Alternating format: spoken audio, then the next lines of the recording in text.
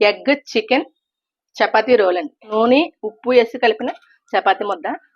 Chicken అండి. కొంచెం నేను కూరలో ముక్కలు తీసానండి, ఎందుకంటే వీటికి మసాలా కారం అన్నీ పడతాయి కాబట్టి ఇవి తీసుకున్నాను. సన్నగా తరిగిన ఉల్లిపాయ ముక్కలు, క్యారెట్ ముక్కలు, కొత్తిమీర, ఒక గుడ్డు. చపాతీ చేసుకోవాలండి. ఈ లోపల స్టవ్ వెలిగించి అట్లనే పెట్టేస్తానండి. ఇది పెద్ద చపాతీ పాముకోండి.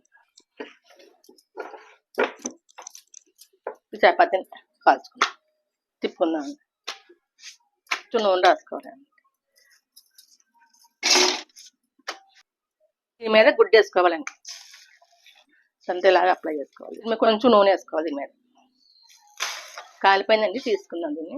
దీనికి మనం కొంచెం సాస్ చేసుకోవాలండి. కొంచెం పెరుగు, కొంచెం పాలమీగడ అండి. ఇంట్లో పాలమీగడ వేస్తున్నాను. ఆవకాయ ఇదండి, కలుపుకోవాలి. పాలమీగడ, పెరుగు, ఆవకాయ. దీని మీద ఇలా ఉల్లిపాయ ముక్కలు వేసుకోవాలి. పైనుంచి క్యారెట్, చికెన్ ముక్కలు అండి, కొత్తిమీర. ఇప్పుడు మనం కలుపుకున్నాం కదా, ఇదే సాస్ మటన్కి. పైనుంచి ఇలా నిమ్మకాయ పిండుకోవాలి. ఇలా మట్టి పెట్టుకునండి, ఇలా రోల్ చేసుకోవాలి. క్రాస్గా కట్ చేసుకోవాలి. ఎగ్ చికెన్ చపాతీ రోల్ అండి.